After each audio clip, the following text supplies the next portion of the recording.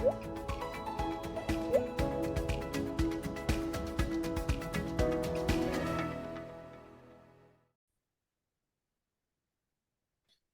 right, everybody. So we have a special guest with us today, Noah, joining us from British Columbia. Thank you so much. You're very welcome. It's good to meet with you today. Yeah, likewise. How's your day going? It's Wednesday, so it's beautiful here in Toronto. It is a fantastic day here in Kamloops, Tishoquitmuk. In Kamloops, it is beautiful and sunny and warm, and apparently we're hitting 20 on the weekend, and I'm very much looking forward to it. It sounds like it's spring here. Now you're just bragging. That's beach weather. Well, that's awesome. Well, we both have some sunshine, so that's really good. Well, it's so wonderful to have you, and I love to start off my podcast with first saying cheers. So thank you so much for coming on. We appreciate having you today. But I have a second cheers for you. Okay. And I did some homework, Noah. And I wanted to really see what people had to say about you, which is amazing. So for the listeners, we have a real special treat having Noah with us. He has such a diverse background and an incredible journey that he has been in the education space for 15 years, which we'll delve into a little bit. But I wanted to start off by saying a little bit of what people say about Noah. So you can sit back and enjoy this. There's a whole list, but for time's sake, I'll go through a few of them right now. So you ready, Noah? Okay. So Noah is an extraordinarily thoughtful and engaged individual. We could always count on Noah to go the extra mile in his contributions to his students. His colleagues and team members are generous. His colleagues and team members love working with him. He's generous with his time, willing to share his knowledge and resources. He's an asset to a group to be part of. So congrats Wonderful. on that. That was such a nice write-up I read. And then Noah goes above and beyond to support his students by meeting them where they are at and finding resources for moving them forward. I hope to work with Noah again. So yay, Noah, that's awesome. Sounds fantastic. So for anyone listening, we have a real great person on here today. And a little bit more about Noah. He has over 15 years of experience working in the post-secondary industry, which includes a variety of different roles. He is part of educational policy and assessment. He has a background in student affairs, experiential learning, work integrated learning, career development, and curriculum development, which is why we're so excited to have you here and have this conversation. He also has a master's in education. So what a career path, Noah. It's been a bit of a trip, yeah.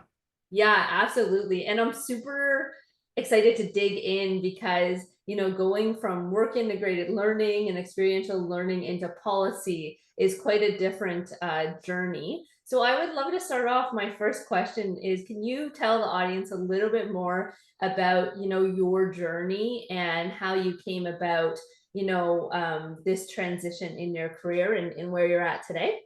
Yeah.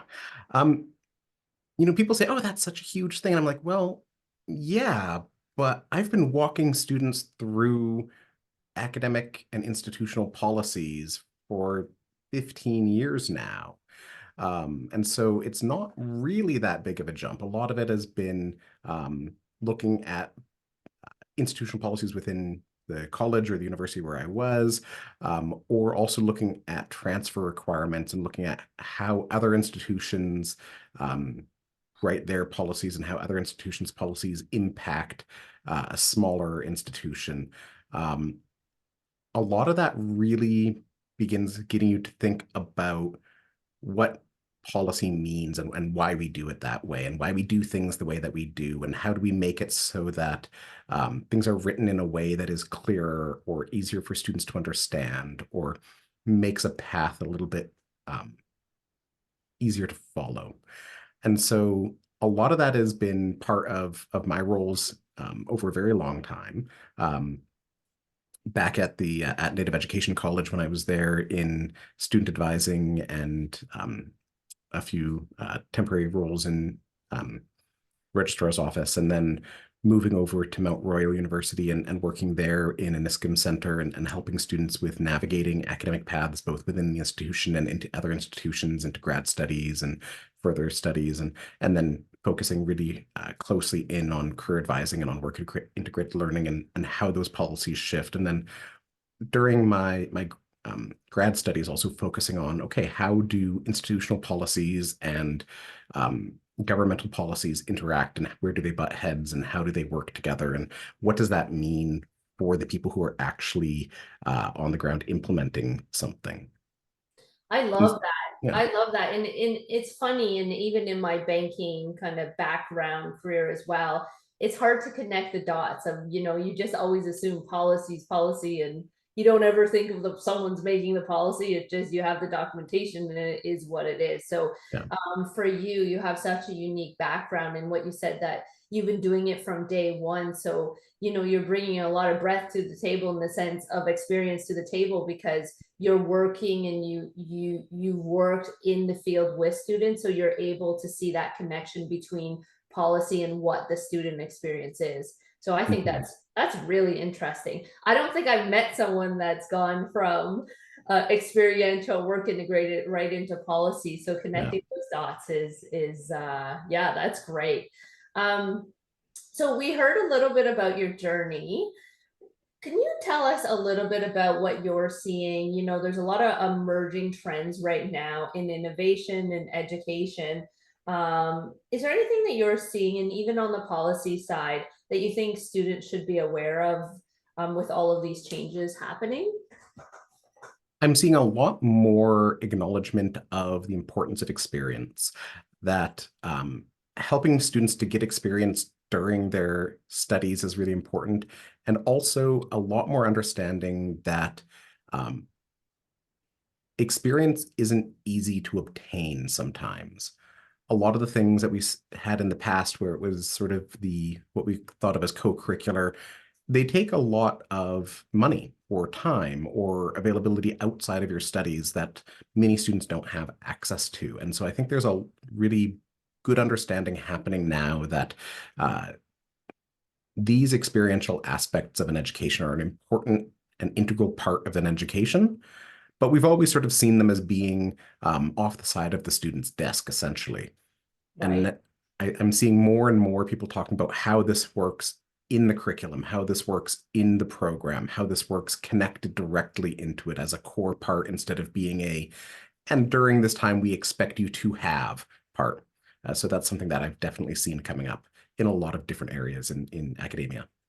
And I think that is so great. I mean, from my experience in school and whatnot, I wish I had those type of experiences to make mistakes, grow, and by the time I graduate, then I can be fully equipped with lots of like hands-on experience. So Yeah. I love that we're seeing more and more of it. I think that's fantastic that it's being accepted across the board and it's spreading. Yeah. So one question I'm dying to ask you is AI and policy. And I'm not sure if you've even delved into that. It's a lot of new stuff coming down, I was going to say down the pipeline right now. So if you haven't really delved into that yet, I would just love your perspective on it. It's always 50-50 with people. Yeah. So I'm interested to hear perspectives. Yeah, we're actively working on that actually. It's something that we're Okay. working on here at Thompson Rivers University. We're looking at developing some sort of responsible use of AI policy, what that's going to look like. So we're in the engagement sessions right now, and this is going to be looking at it from a perspective of, this is something that is, it's built into the next version of Microsoft Office, right? It's just going to be part of what we do, the same as a grammar checker or spell checker, and then saying, okay, well, let's talk then more deeply about what the difference is between this. What's the difference between using a tool like this to support something versus using a tool to not have to do something? Okay. Exactly. Yes. And so that difference, right? It's like the in math, uh, you have students when they're learning how to do math, or you need to do it yourself, right? You have to learn the tools, you have to learn the processes, you have to know how to do it. But later on, you're never going to do it by hand, right? And later on, you're going to use a calculator. Yeah. But when you're learning, you need to know how to do it because you need to know what's happening, what the calculator is doing, in order to build the skills that you'll need in order to take advantage of that calculator later on. And Exactly. similarly in writing, you need to build that understanding of audience and purpose and being able to write for a persuasive argument before you can say, oh, well, and now I'm going to have something else to help me out with some of the wording here. Because if you don't know the why of what you're doing, then the end result isn't going to be good. It's going to just be gobbledygook. I did a lot of, yeah, I did a lot of work around that when ChatGPT first came out around, I guess that was a year ago, around what that would be like for cover letters. Right. So, yeah, so I was working with students and developed some cover letters through ChatGPT, and we worked through them, and they were all saying, these when you don't read them, when you just sort of skim them, they sound right. And then I started saying, great, so this one is about, a student applying for a program or a job posting in this field, and said, okay, which students are in that field? Those students raise their hand, like, great. So tell me what you think about this. And they're always like, it doesn't make any sense, right? No. It doesn't speak to our actual field. It doesn't understand what we're talking about. It's using terms completely wrong. Yeah. And then I'm like, okay, who isn't in that field? Did you get any of that? They're like, no, I had no idea. I'm like, that's exactly the point. It doesn't, the person who understands the field can see that it doesn't make sense because it's not writing for a purpose. Yeah. It's just writing things that look good together, as opposed to writing things that are meaningful and purposeful and connected in with knowledge that you have.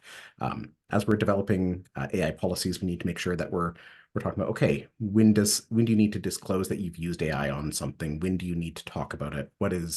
Um, how do we talk about an AI policy that isn't just you can't use this? Because clearly, I Exactly. mean, uh, even now, you can't say you'll never use this because people use it all the time.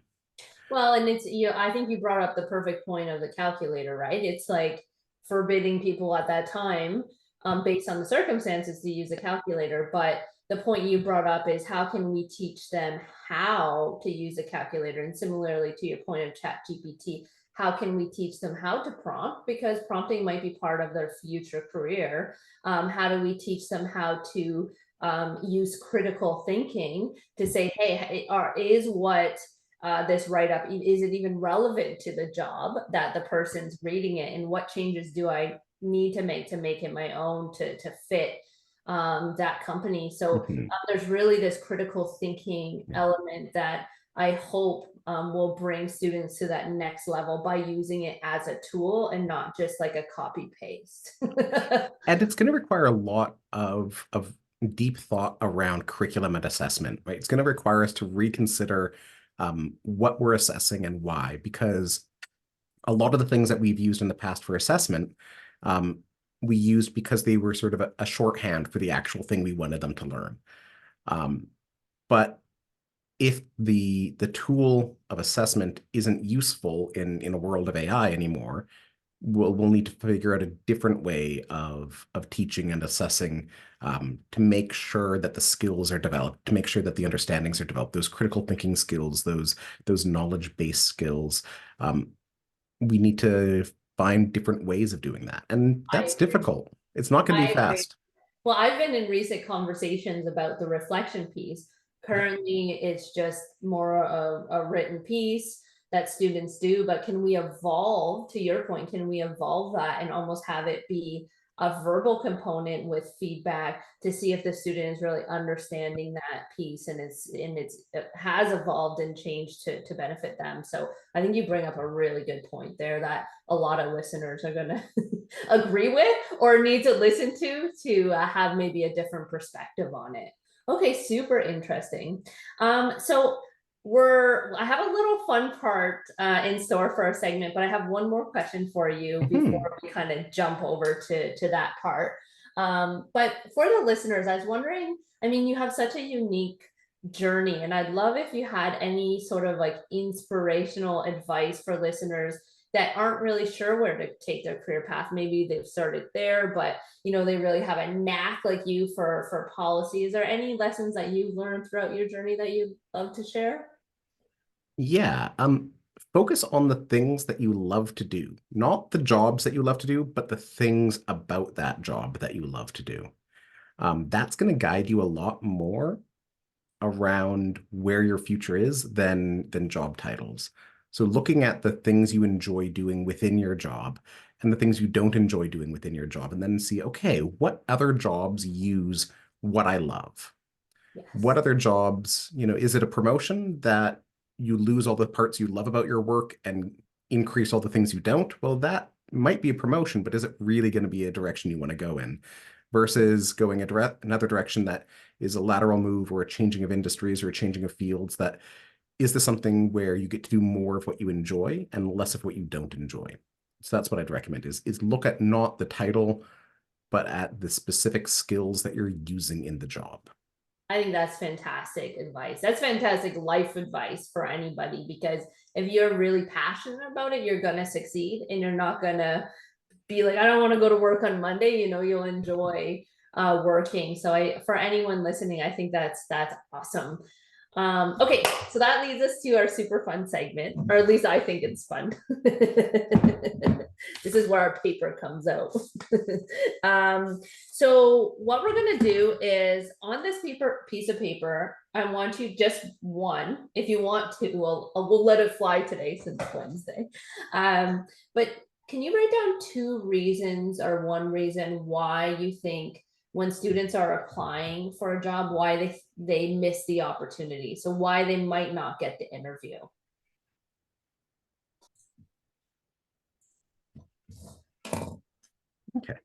Okay. Okay. You hold yours up first. Okay. Not sure if you'll see. So we've got underestimating or underselling their competence. Yep. Can you tell us a little bit more about that? Yeah.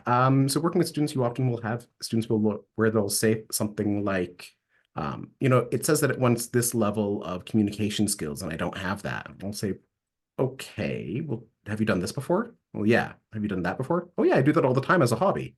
Have you done this before? Oh, yeah. Like, so why are you saying you don't have that skill? Oh, it wasn't on my job title, or it wasn't in my job position at my last job. Well, that's not what they mean, right? They No, don't mean though that you need to have done everything on this list exactly in your previous job. It's what skills can you do and how can you describe it? absolutely. So yeah, so underestimating and underselling your competence and abilities. I think that's great motivation for anyone listening, that, because sometimes we underestimate ourselves and our capabilities. So to really ensure, we're giving ourselves credit, and really being aware of the skills and competencies that we have, where we kind of don't acknowledge them, right? So okay, I took your advice on this one. I put no customization of, Mhm. which I think you brought up such a good point of, are we making, our resume and our cover letter relevant to that specific job, or are we just kind of using the same one and applying for 30 jobs? Like, are we considering what that hiring manager is actually looking for, or depending on the company, what the system is looking for? Are they using that keyword analysis for AI, or what tools are they using to weed out? So I took your advice. Thanks, Noah. Yeah, that's a good idea. Yeah, and how we update and how we target a resume is really important, that when we do it, we're talking with the language that the person who's hiring understands. Yeah, I agree 100%. So part 2 of our fun segment is, I thought, so I have a friend.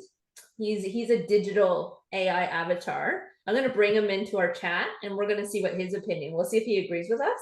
Okay. Cool. All right. I call him Digital David. You're about to have meet my friend. So I put Okay. in, why do students not get the interview? So we'll see what he says while I'm loading him up here. So I've been doing this oh, here we go. He's already ready to go for us. What do you want to make, David? What are you in the mood for? Sincere, reserved? Sure, let's do sincere. Sincere? All right, let's do it. All right, we'll see if he's had his lunch. We'll see if he wants to join our call. Or he's like, these guys know what to say. Oh, there we go. Hello. How can I assist you today? Hi, David. How are you? I'm Nicole, and I'm here with my friend Noah. And we thought we'd come. We have a question for you, so we thought we'd jump on and ask you. Hi, Nicole and Noah. I'm here to help. What's the question on your minds today? Well, we just were having a conversation on why do we think students don't get the interview? And I told Noah and the audience that my piece is I don't think that they make their cover letter or resume customized to the job. And then Noah, he'll share what he said. Yeah, I was saying that they underestimate their confidence or abilities, their competence, sorry, underestimate their competence or abilities, or they undersell their abilities. So we would love to know what you think. Are we right? Are we wrong? What's your opinion?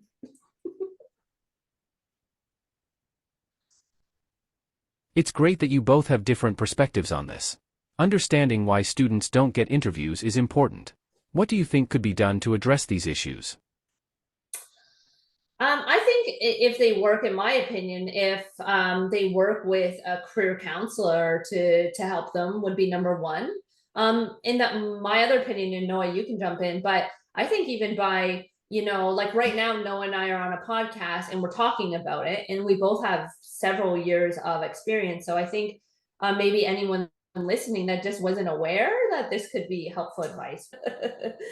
Well, thank you so much for jumping on with us, David. We won't push you too much today. We just wanted to jump on and ask you that question and get your perspective. You're welcome, Nicole and Noah. I'm here to help anytime. Take care. You take care too. Thanks so much. Yeah, that's a David perfect just wanted, example yeah, of what I was saying about the need for a person to go through and actually understand the ideas and to um, that critical thinking that you were bringing up, right? Because the AI is trying to put together what would logically come after, right? It's trying to say, okay, well, it's a large language model, right? That's how they work. And so if it's something where lots of people have talked about it before, then it'll do a very good job of saying, oh, well, the next common thing is. The next common thing is, right? And that works really well if you're trying to get a little bit of advice around something that's fairly common. But it also means that sometimes it can sort of get into one of those loops where it's like, well, I'm not really sure. I don't have an answer to this, but I'm going to say something that sounds good.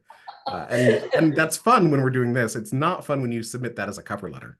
no, absolutely not. Well, what's funny is, sometimes we go in an interview with the different avatars, Yep. and then like for me, I just kind of have too much fun, and I'm like, I brought my friend Stacy with me, and we're gonna do this interview together. Then we get the feedback. It was like it was not right to bring a friend to an interview.